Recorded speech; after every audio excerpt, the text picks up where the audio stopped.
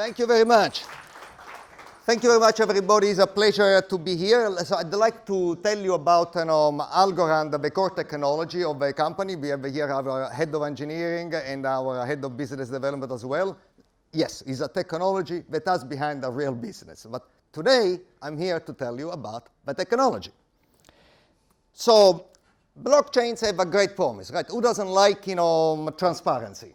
Who does not like a tamper-proof database? Who doesn't like the ability to generate trust between two people or even more people that barely know each other? So I don't need to tell you that the application and use cases are unlimited. However, what I want to tell you, confess, is something that we all know very much. The open secret of blockchains, they don't exist, okay? Why? Because everybody talks about it. The decentralization is here, sociologists, anthropologists, everybody. But, where exactly are they? I don't see much decentralization. So right now, blockchains, it's fair to say, as scientists, as technologists, we have to be honest with one another, but remain much more aspirational. And it's very good as human beings to have very high aspirations. On the other side, if a technology does not sustain these aspirations, then we end up with a pie in the sky. And am I only the one to say that the decentralization doesn't exist? No, Buterin agrees with me, and in fact, actually, he states the famous trilemma, blockchain trilemma, which essentially states, on the basis of 2,000 plus cryptocurrencies so far, and blockchains so far, it is impossible for a blockchain to be simultaneously secure, decentralized, and scalability. Really? So let's understand what this means. I am a blockchain by design. Welcome to blockchain by design. So what property you want to sacrifice for your blockchain? Security? Excellent choice. You don't want to sacrifice security. And if you want to sacrifice decentralization, why you want a blockchain? And if you don't want your secure and decentralized blockchain to scale, do you plan to use it between friends and family? So there are no good options here. It's like if I tell you, do you prefer to be shot in the left knee or in the right knee? So fortunately, the trilemma is not acceptable. And fortunately, actually, it's false, okay? So, but before we tell you how it's false, so let's tell you what the truth is. The truth is that blockchains are great, and we should pursue them. We want to really have it in our lives, in our economy, in our society, but we need better technology, okay? All right, so what is the challenge? In building a blockchain, you need two things. A, to make sure that the sequence of blocks cannot be altered, the sequence, and the content of the blocks cannot be altered. However, that is easy. Check mark. Because if you take a prehistoric cryptographic technology like the hash function, one-way hash, you take the hash of the previous block, you make a part of the previous block, nobody can change a damn thing. Okay? Excellent. What is the challenge? The challenge is choosing the next block, because if you want to be decentralized, our transactions are propagated through the network. I tell them 10 people, each of them tells 10 people, and then pretty soon in 10 hops we cover the world 10 times over, okay? But at each point in time, each one of us, I see this valid transaction, not yet reflected in the blockchain. You see this other 2,000 plus or minus something transaction. So these are valid, but there is a big overlap, but they're not the same. Should you append your block? Should I be entitled to append a block? Who appends the damn block? That is the challenge. The challenge is a common knowledge challenge, is a choosing challenge. So how have we approached this challenge? The first great idea, that was a genial idea at the time, Mr. or Mrs. Nakamoto, or the Nakamotos, how many they may be, is proof of work. We all know that, right? So who appends the block? There is a competition for solving cryptographic puzzles. Who solves it first has the right to append the block. Great. There are some cons. What are the cons? A, is very expensive, right? That is a waste of electricity, very expensive. Once you don't subsidize anymore by printing bitcoins and you want to get from fees, the fees have to be very high. Second, is very slow. You produce a block every 10 minutes. You go, gee, well, that is by choice, but what if we reduce the time to solve a riddle to 1 minute? Well, if you select for a minute, you are going to have forks galore, because anytime the two solutions to the crypto puzzles are a few seconds of each other, you have a fork. Anytime there is a fork, it's not a chain, and one branch has to die, and heaven forbid is that branch where somebody I get paid, okay? And then you have to wait that the block is 6 deep, is 12 deep, depending on how valuable the transaction is, and then you don't wait for 10 minutes, you wait for hours and hours and hours, right? So that's not good. So it is expensive and it is slow. By the way, I understand expensive and fast. Expensive and slow is a hard sale to me. In addition to it, the fact that the system is centralized because Bitcoin, which is and continues to be a great idea, but is in the hands of free mining pools, right? Free mining pools in China control the chain. They can rewrite history if they so want. So is this decentralized? No. Okay. Okay. So next idea, delegated proof of stake. What does it mean? It's a very familiar idea, right? So to say we delegate to these 21 people, look how honest they look, the power to choose the next block on behalf of all of us. Is this decentralized? No. And by the way, even these people are honest, and they have all the intention to continue to be honest that everybody has at the beginning when they're young and idealistic. So the point is that a denial of service attack can bring them down, right? And it's really a problem. Because if you deny of service, these people have to look for new transaction to put in the new blocks, but if their buffers are full, they cannot see a damn thing. All right, next. Bonded proof of stake. Oh, bonded is different than delegate. So bonded we allow 20 users, 200 users, 2,000 users, as many very willing users to push in the middle of a table a bunch of money where they cannot touch it anymore. And the people who push the money in the middle of the table are the ones who choose the block on behalf of all of us. And if they misbehave, their money is confiscated. Wow, that nails it, right? That's it. That's more secure than this you cannot get. Really? Let me ask a simpler question. How much of your disposable income you can afford to put in the middle of a table, not invest in anything hostage, okay? Very, very little fraction. So in a system like this, you make actually not only possible, but actually easy for big thieves with deep pockets to put a disproportionate amount of money in the middle of a table for the pure purpose of controlling the blockchain. But so what if they misbehave and their money is confiscated? Not so fast, because there is a lot of things that you can do without having your money confiscated. Assume you want to use the blockchain for doing an auction. And I'm bribed, and I say, you know what? My competitor bid should not get in this blockchain. Confiscate Silvio money, didn't put my bid in the auction. So I didn't see it.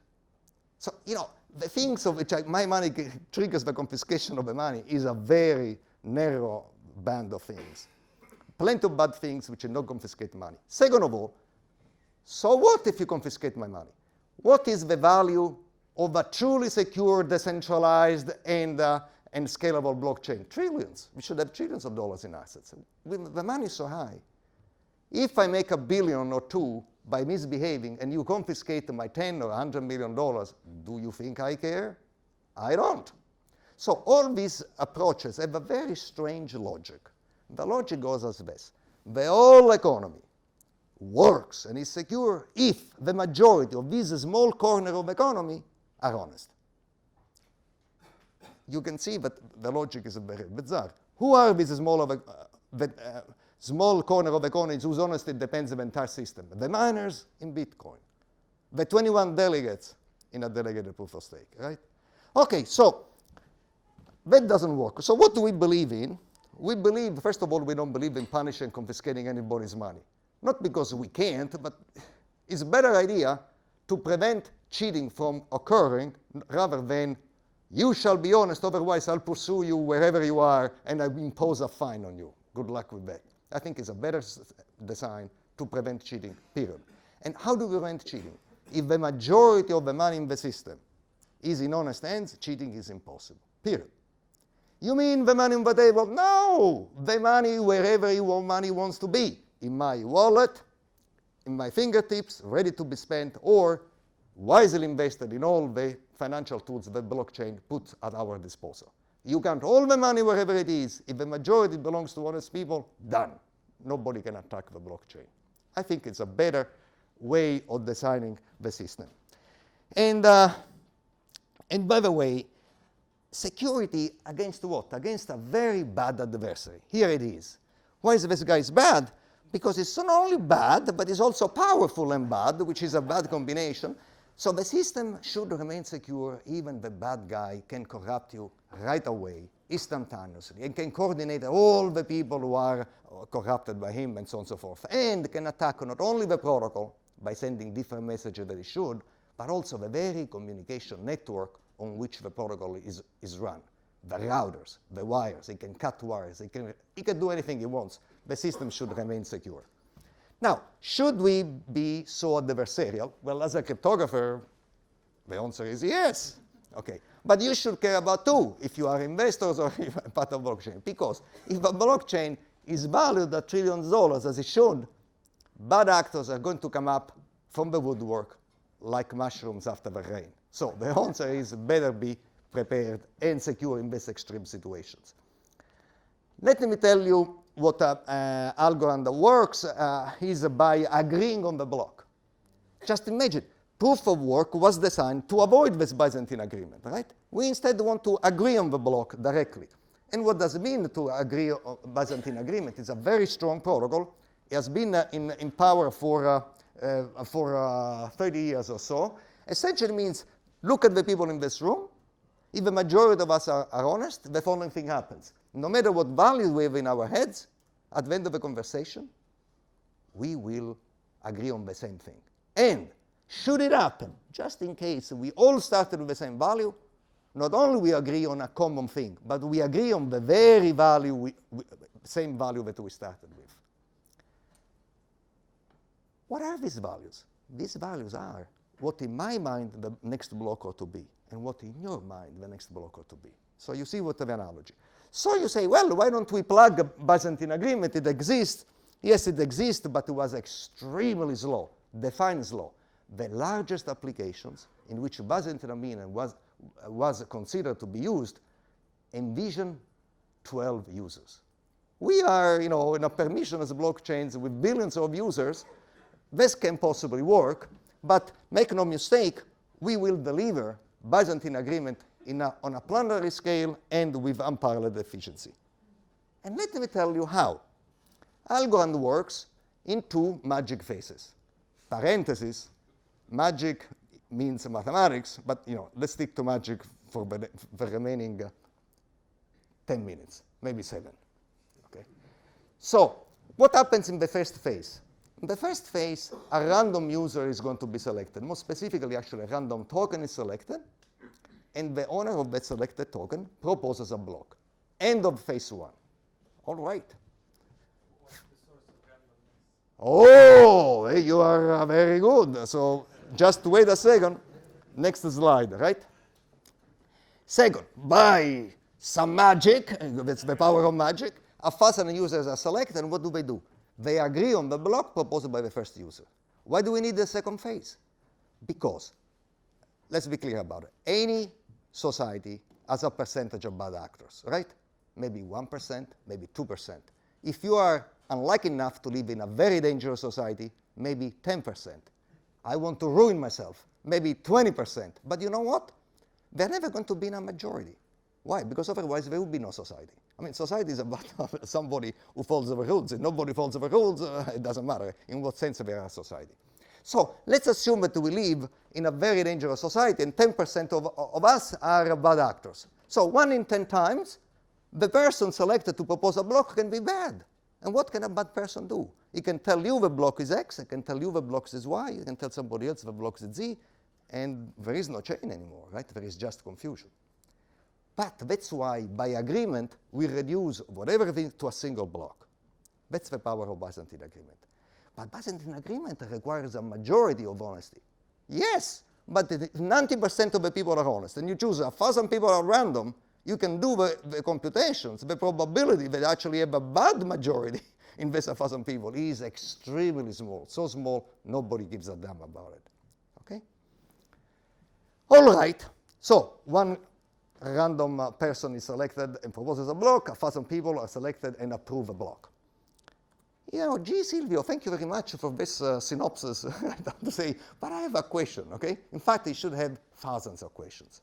But one question, the most popular one, we just heard. Also to say, who the hell selects the committee? Because that's where the power is, right? Who selects the committee? Let's assume the answer is, I do. Boo, right? This is the most centralized thing that you can think of, and you're at the center of it. I'm not going to do that. Assume the answer would be, humanity discusses, and after the discussion we agree on 1,000 people who then agree on the block. Are you kidding me? Humanity being what it is, we never agree. Everybody dies before we agree on anything, let alone 1,000 people committee, okay? No good. So what do? We do something bizarre. And you had to do a bunch of horse moves in order to solve that trilemma. Here is one start. These committee members select themselves. Could you repeat it? So the committee members select themselves. So this is the worst idea, right, that you can think. Because if I'm bad, I select myself for this committee, and I select myself for the next committee, and I select myself for the other committee. I select myself all the time. But not so fast. Why? Because what does it mean that you are self-selected? It means that you run a cryptographically fair lottery in the privacy of your own computer, all right? And case one, if you don't win the lottery, no matter what you say about the block, you like it, you don't like it, nobody pays attention to you.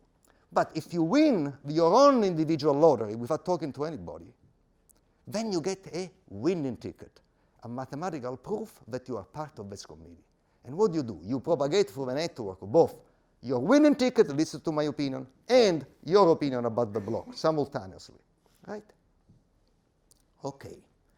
And all right, so, and by the way, let me now argue that this is super decentralized.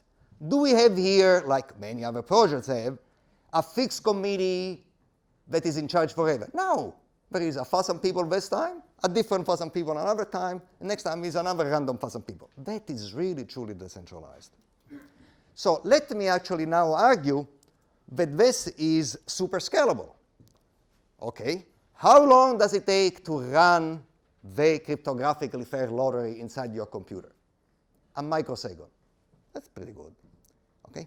And because the lottery is cryptographically fair, not even a nation state can improve the odds of being selected in the committee. Okay? That's strong. So very fast.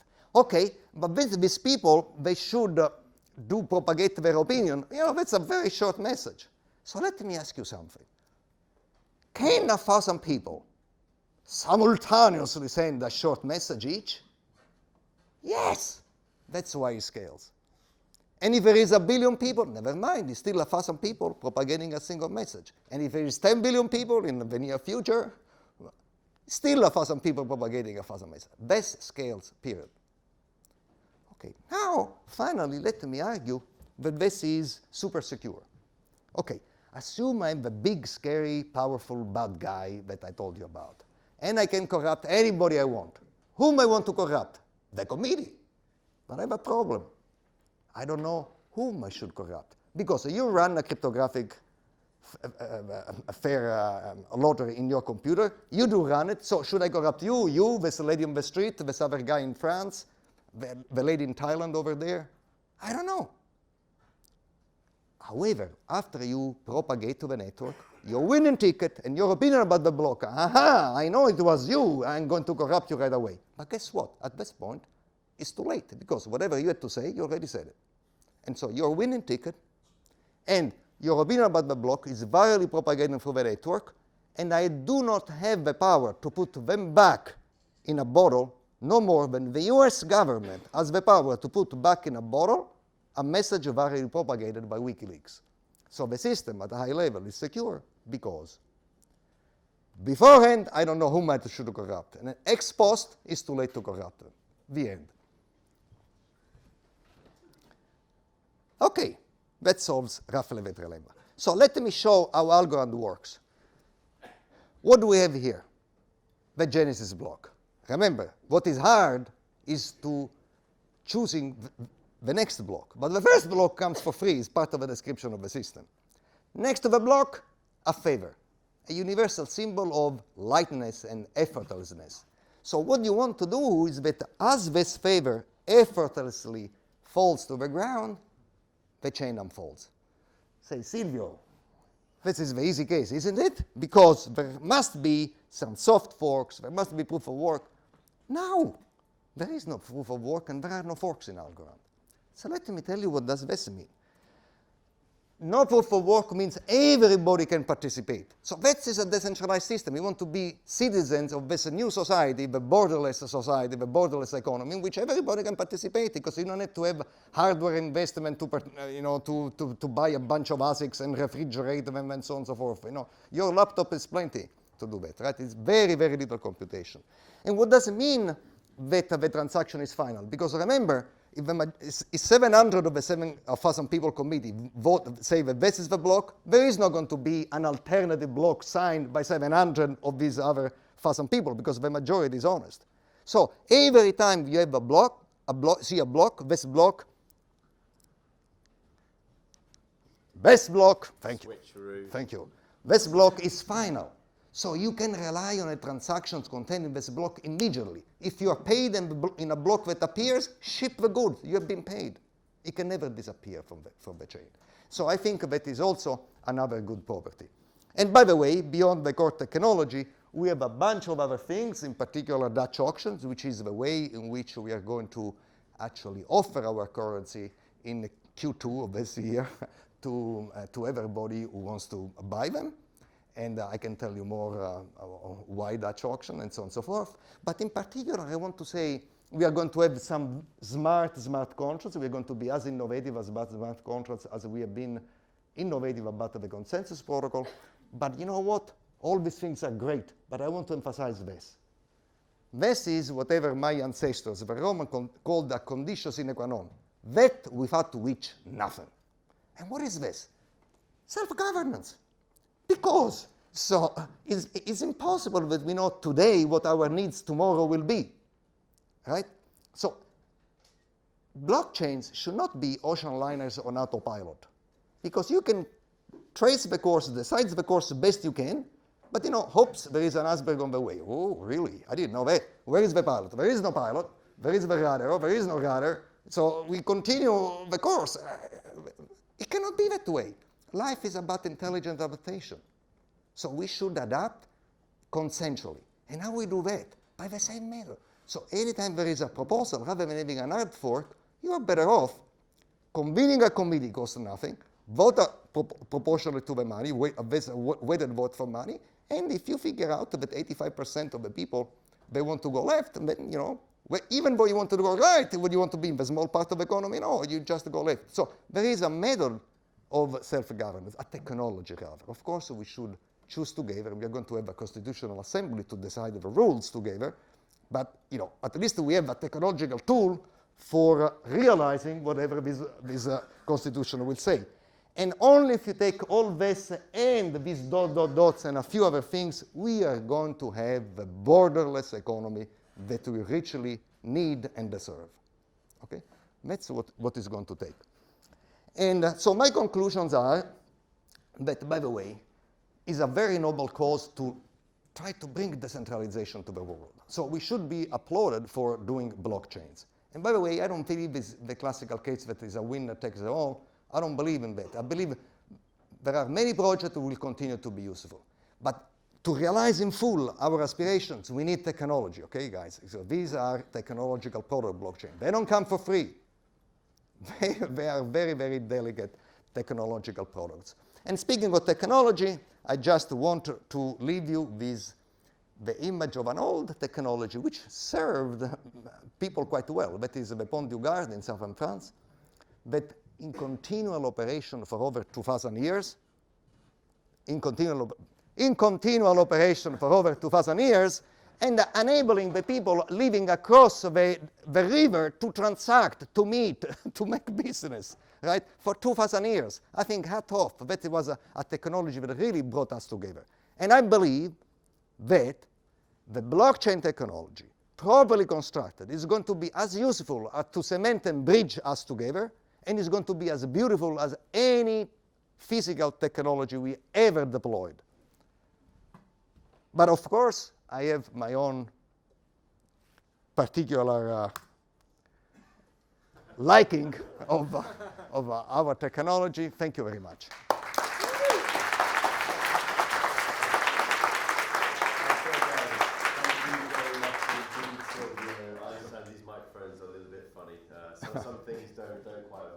questions, ladies and gentlemen? Okie dokie, let's run up to the back there first. Here we go. Hi. I think there's a big assumption there, the assumption of participation. So it reminds me of the original socialism, like one speaker, one vote. So Yes, yes, yes. a state actor, like having a lot of speakers, so a lot of votes. How do you So- address this problem? So you are asking two questions. The first one is participation. Of course, we need to have a participation. And so first of all, remember one thing. What we're going to do, we are going to, the answer is long. Can I be invited again? I will devote my talk to just to this topic. But let me give you a flavor of whatever it is. So first of all, we're going to say, hey, everybody is welcome to participate. This is English. In order to say everybody is welcome, you must have the technology so that participation is a requirement so low, its computation is so small that it actually can. That we did. But then you say, thank you very much for making it easy to participate. But you know, I don't want to. We are not going to force people to participate. We are going to give you an option to say, declare yourself honestly to be offline. Okay? And let other people, so we don't wait for your vote because you say, don't count on me. Thank you very much. Second of all, why is the answer more complex? Because now we have to say we need to have incentives. But you know what? We are going to give incentives to the people who honestly declare they are offline and the people who are online. And do we need to have much more incentive for people who are online? No. Why?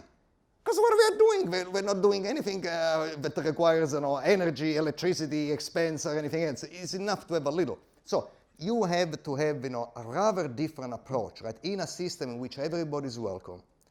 The famous transaction fees, we shall have initially some part of the currency set aside to represent the incentives that will come when the system is in operations, like Bitcoin has, right? But these, fundamentally and philosophically, in a borderless economy, who should claim ownership of these transaction fees? In Algorand, everybody. Not the miners, why? Not the delegates, why? So everybody. So it's much easier this way to start reasoning about incentive, and again, the full answer is complicated because at this point you say, okay, if I got to get incentives, let me honestly declare myself offline, and things work that way. I have a question. So you said the committee member will run a lottery, his own lottery, which he cannot cheat. So the only way to do that is to use on his or her computer a closed source piece of software. No! Okay. As everybody in the back heard the question. Thank you. I understand. Skepticism is the foundation of science, right? If we all believers, we don't need science. We say, I believe. No, it's not. Here is the science. Okay. So the point is, this lottery a secret piece of software? Not at all. If you want to know, this lottery is actually implemented with a verifiable random function, which is something that I actually co-authored in 1999. And I'm saying, I believe that this technology will prove useful someday. Today is the day, okay? But I want to simplify for you. So let's leave away this random function, which is sophisticated, so that you can see that there is no secret anything in Algorand. In fact, we are open source product. So what we are going to do is the following. Mathematically more sophisticated action is to distill from the blockchain one quantity which is not malleable or controllable by an adversary. Call it a Q. It's a good name for a quantity. Okay. If somebody has proposed the block, you want to say, if you are decided to be, I want to be online. Am I part of this committee to approve this proposed block? What do? You digitally sign this quantity Q. Who knows the digital signature of this quantity Q? You do. Do I know it? No, because you have the secret key and I don't. Then you have a single signature of this quantity Q, right? Then you hash this quantity Q. What do you get? A random number uniquely tied to your signature. If this random number is less than a fixed threshold, you are part of the committee. If it is not, you are not. So And you see, pardon? that's proof of work. Oh, really? Okay, what do you mean proof of work? Proof of work is a very... If you hash something and the hash No, the hashing, I don't hash, randomize, hash, randomize, hash, randomize. I hash once. once. How can you make sure that people only hash once? Because the hash function is published, your digital signature is unique. Everybody can verify your digital signature. That is the proof you're winning ticket. If you, hold on a second, I'm answering now. Your question is two-way street. So you say there is a quantity Q. You say I'm in the committee, and to prove it, here is my digital signature quantity Q. Okay. Can I verify your signature? Yes. I'm the only one? No, everybody can verify your signature. Done. Second operation that I do. Let me hash once. There is no random anything. Is deterministic hash your signature. What do I get? A unique number. And if I hash again, I get the same number. And if I hash 3 times, I get the same number. So after I hash it, which is even less than a microsecond, because hash is super fast, now what I have left to do? A comparison between 2 integers, whatever I got, and the fixed threshold. Right? The end. So think of it. If there is 1 million users, and you want 1,000 people committee, what is the threshold? It's 1 over 1,000. If there is 1 billion users, and I want 1,000 people committee, what is the threshold? Automatically, the threshold is 1 over 1 million, because 1 billion divided by 1 million is 1,000. That's it. So there is open source. The signature scheme is open source. Only you can do it. All you have to do is to verify a signature. Big deal. 1 hash. Big deal. 1 comparison between 2 integers. That's scales, okay? But I'm here till midnight. But I want to see if there is some other questions. So, just a second, please. Yes. Okay. I'm here. I'm not going to go anywhere. Right? I love answering questions. We started with a very nice triangle, the Yes. trilemma. I wanted to take you to another triangle, the cap Okay. theory. What do you want? Cap theory. And how do you deal with the consistency? That's the biggest problem for scalability. And you didn't solve the problem of consistency. What do you mean? Sorry. If you have 1,000 people that agree on a block, and in the same time there are thousands of groups or thousands of people that are agreeing on other blocks, how do you make the consistency? No. Thank you for your question. Let me clarify. So remember how I think as it goes. I'm the blockchain. Block 1, block 2, block 3, block 4, block 1 million. Okay? We created the first 1 million block. At this point, in a method that I have not described, from this 1 million blocks, there is 1 quantity Q. Okay? Now, there is not 1,000 committee. There is only 1,000 committee. All the people who signing this Q and hashing are less than a threshold. There is a single committee on Earth. So you have a queue. What do you mean a queue? You have a queue of transactions waiting to be approved. No. Remember, no. So remember what I said. There are 2 phases, right? The committee phase is phase 2. In phase 1 is the following. There is the blockchain, and a single user is selected. This user, up to his or her pleasure, selects a bunch of valid transactions. If I'm a bad user and I select a bad transaction, nobody will approve my block. Okay? But if I'm a good user, I select a bunch of 1,000 transactions, 2,000 transactions, whatever I happen to see. And that is the block that I propose to the community. Then 1,000 people come from the woodwork because they do this simple self-selection lottery, and they say, Silvio's proposed this transaction. This is the blockchain, million blocks so far. First transaction of Silvio, he says, that William is transferring to Navid 1,000 algos. William has, according to the blockchain, 1 million algo.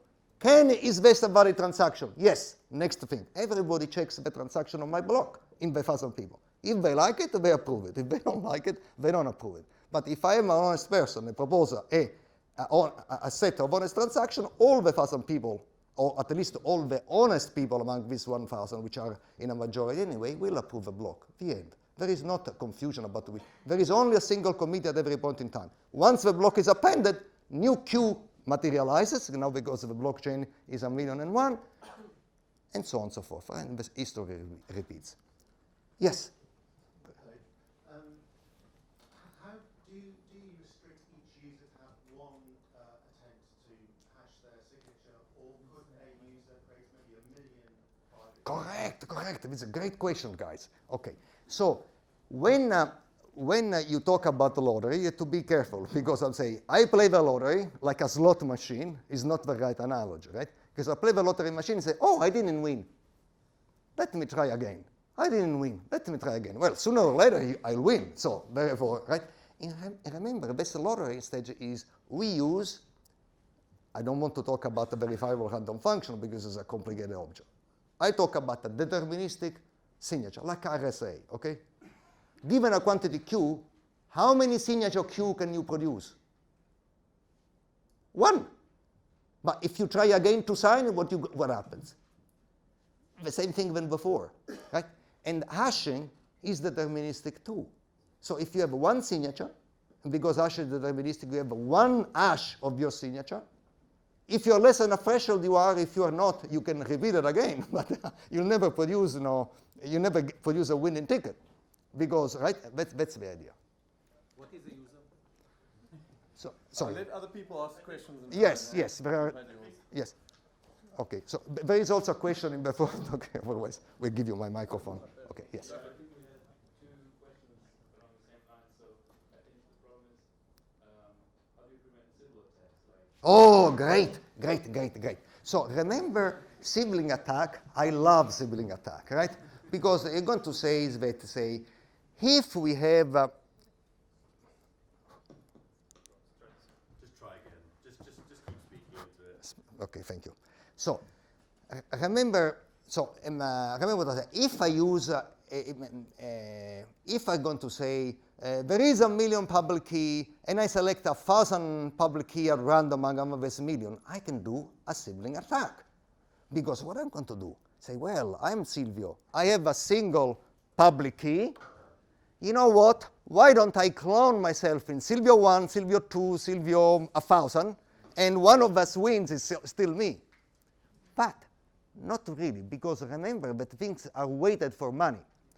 Technically, what I said before is that 1,000 tokens are selected at random. Tokens, not users. Okay. If these 1,000 tokens are each owned by 1,000 different users, these are the winners. But if somebody has more money than others, which, in a blockchain can happen, has more interest in keeping the blockchain more secure, if you have 10 times more money than me, you should have, on average, been selected, 10 of your tokens may be selected and 1 token of mine. So your vote counts 10. You have 10 votes, right? So that's why sibling attack is not possible. Because in Algorand, if I have 1,000,000 algos on one key, the probability that one of these algos is selected is the same as if I chop my 1,000,000 algos in 1,000,000 keys with one algo each, and the probability that one of them is selected is absolutely identical to before. So that's why we prevent sibling attack. Fantastic. We have one more question then, please. Well, the gentleman in the front was trying to raise the hand. Okay. So back to that question, so isn't it an issue, and it doesn't become like a depot system if, Sorry? by virtue of having more money, I get more votes? Well, that is true, but remember one thing. So let me, yes, because you have more interest in keeping the, understand, but let me answer the question. So remember, what did I say when there are all, what do the other systems do? You say, if this corner of the economy, the majority of this corner of economies are honest, then the whole system is honest. And you say, well, miners don't want to cheat, because if they cheat, they devalue the very bitcoins that they use. Wait a second. So the question really is, what fraction of the global economy is represented by the miners?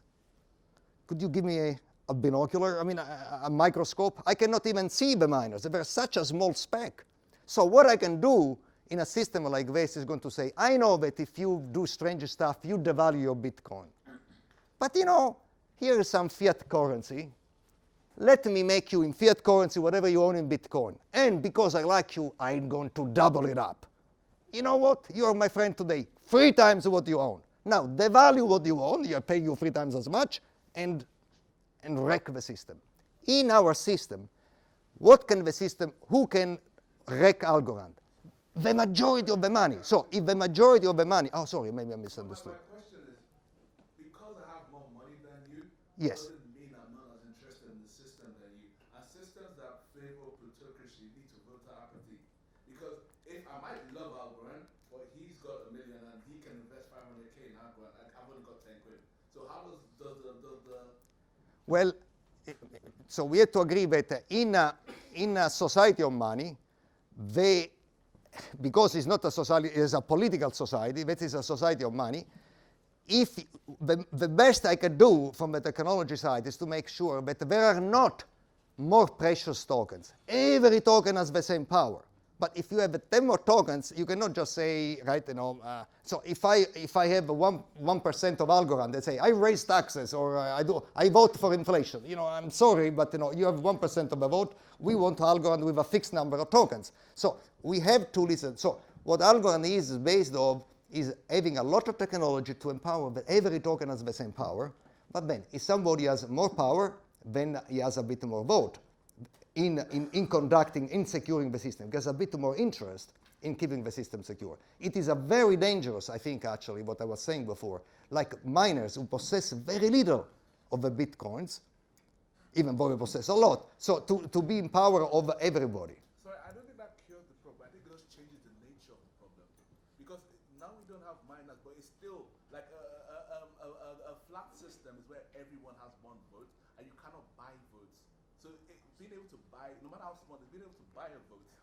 We had to agree to disagree because blockchains are great for many things, but they're not great for voting. And so that is not a political system. In a political system, one person, one vote, as my thing.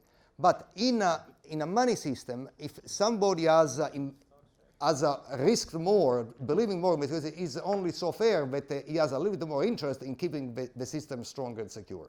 And so what you have in Algorand is the following. Even if you have one algo, you'll be given your fair chance for one algo. If you are getting 10 algos, you are going to have the 10 chances before, and that is the best we can do. Right? But it's not good for politics. I agree with you on that. Okay, ladies and gentlemen, we're happy with that.